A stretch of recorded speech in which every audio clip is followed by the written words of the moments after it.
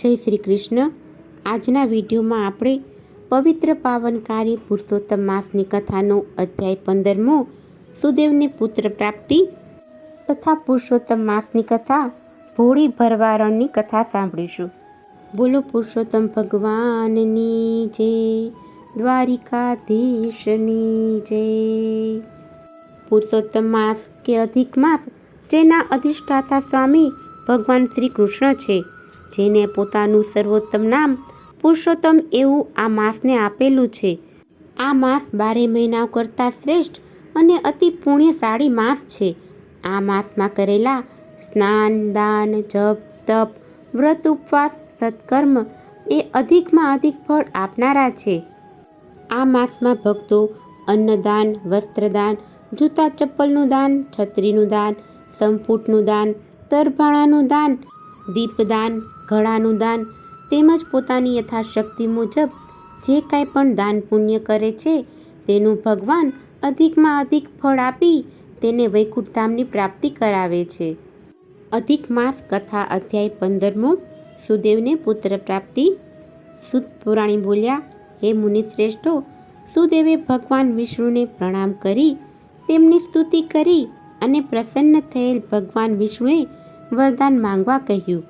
સુદેવે કહ્યું, હે પ્રભુ, જો આપ મારા ઉપર પ્રસન્ન થયા હો તો મને એક પુત્ર આપો.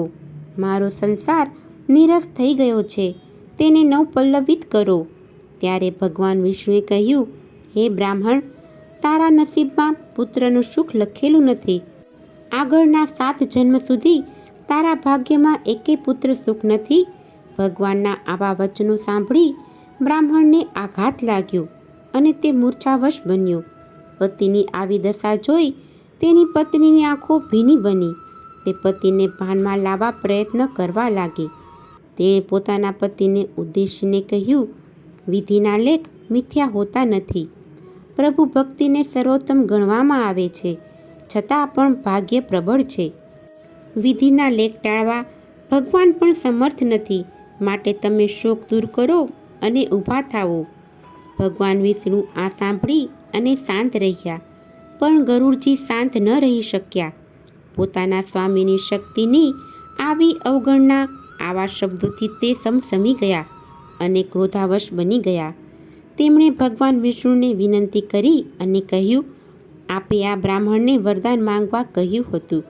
તે જ્યારે વરદાન માંગે છે ત્યારે આપ અશક્તિ દર્શાવો છો, તે યોગ્ય નથી.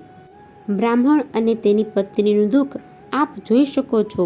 આપ દયાળુ છો, દીનબંધુ છો, દયા સિંધુ છો. ભક્તોના દુઃખ આપ સહન કરી શકતા નથી, તો આજે આપ શાંત કેમ છો? આપેલું વચન જો મિથ્યા જશે તો જગતમાં મેણું રહી જશે. પછી આપની ઉપાસના કોણ કરશે? આપની પૂજા કોઈ પણ નહીં કરે. માટે હે પ્રભુ, આ બ્રાહ્મણને હર કોઈ પ્રકારે એક પુત્ર આપો.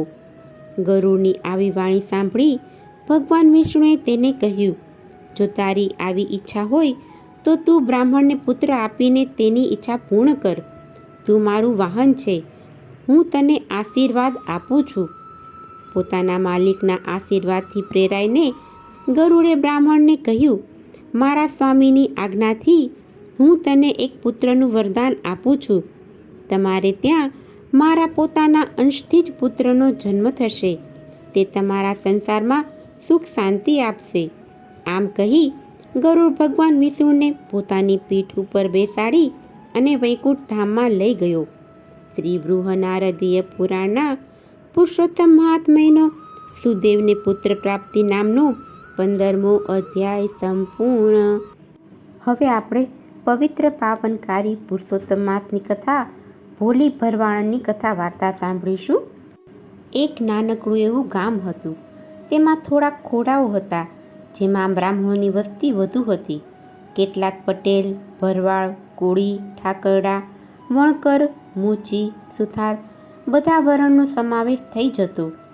મર્યાદિત વસ્તીના લીધે દરેકને 2 પૈસા રળવા માટે આજુબાજુના ગામોમાં જવું પડતું.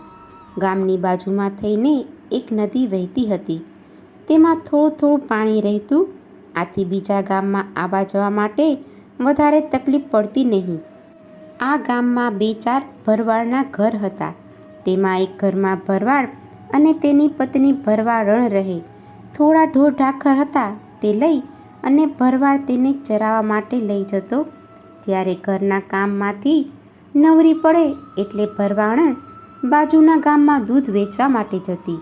તેનું નામ ભોળી હતું. સાચે જ તે ભોળી હતી. પુરુષોત્તમ માસ આવ્યો. ગામના બધા લોકો પુરુષોત્તમ માસનું વ્રત ચાલુ કર્યું. એટલે ભોળીએ પણ બધાની સાથે પુરુષોત્તમ માસનું વ્રત ચાલુ કર્યું.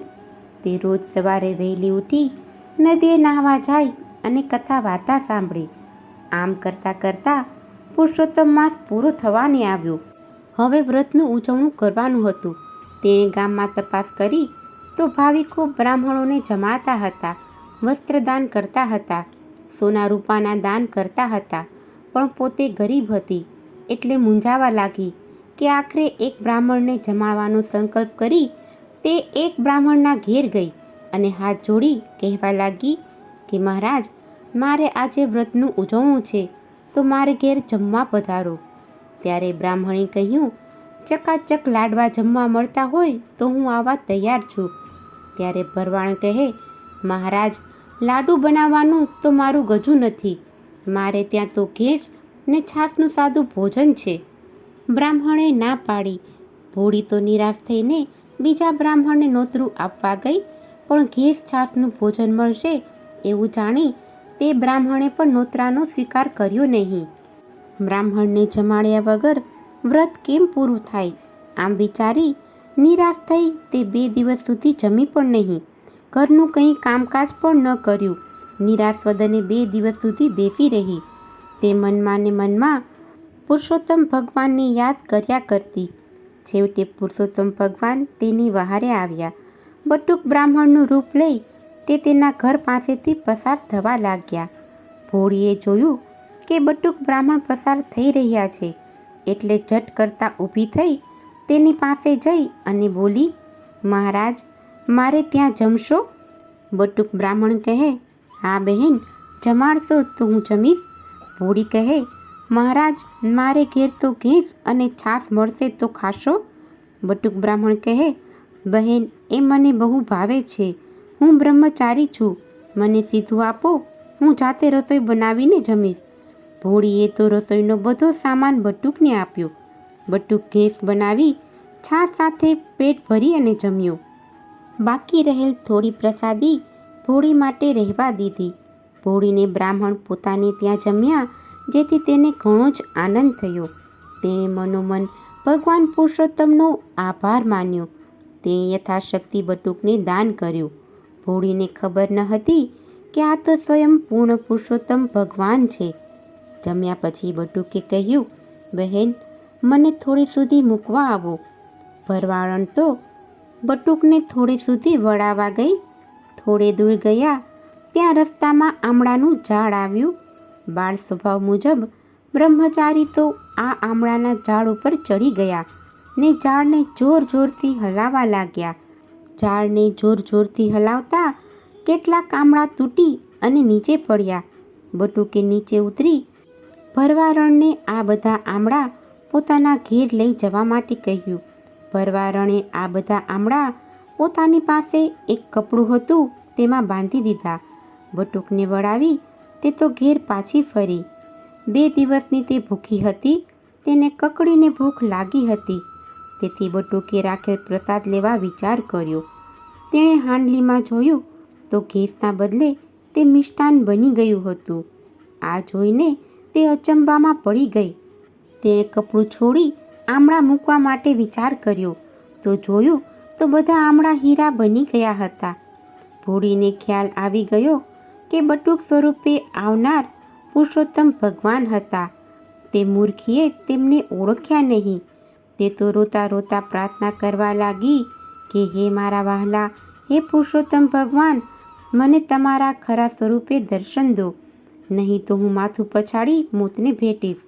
મારે આ બધું કંઈ જોઈતું નથી. મને તો તમારા દર્શન દો તો બધું આવી જશે.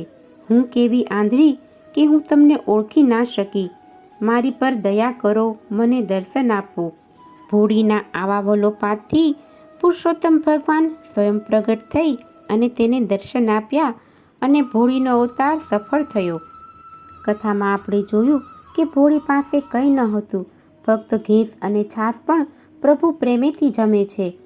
માટે આ માસમાં તમે કેટલું અને કેવું દાન કરો છો તેનું મહત્ત્વ નથી. તમારી ભાવના, તમારી શ્રદ્ધા સાચી હોવી જોઈએ. તમારી શક્તિ પ્રમાણે તમે જે કાંઈ પણ દાન કરો તેને પૂરી શ્રદ્ધાથી અને ભક્તિથી પ્રભુને સમર્પણ કરો. પ્રભુ તમારી ભક્તિ અને શ્રદ્ધા જોઈને તમારું કલ્યાણ ચોક્કસથી કરશે, તમારો ઉદ્ધાર કરશે. આમ શ્રદ્ધાપૂર્વકના વ્રતથી ભોળી ભરવાડની મનોકામના પૂર્ણ થઈ. તેને ઘેર પુરુષોત્તમ પ્રભુએ પધારીને દર્શન આપ્યા. હે પુરુષોત્તમ ભગવાન, તમે જેવા ભોળી ભરવાડને ફળ્યા એવા શ્રદ્ધાપૂર્વક તમારું વ્રત કરનાર, કથા વાંચનાર, સાંભળનાર સર્વને ફળજો. બોલો પુરુષોત્તમ ભગવાનની જય, દ્વારિકાધીશની જય. જો તમને આજની આ કથા પસંદ આવી હોય તો એક લાઈક આપી ચેનલને સબસ્ક્રાઈબ કરો. આજની આ કથા સાંભળવા બદલ આપનો ખૂબ ખૂબ આભાર. જય શ્રી કૃષ્ણ.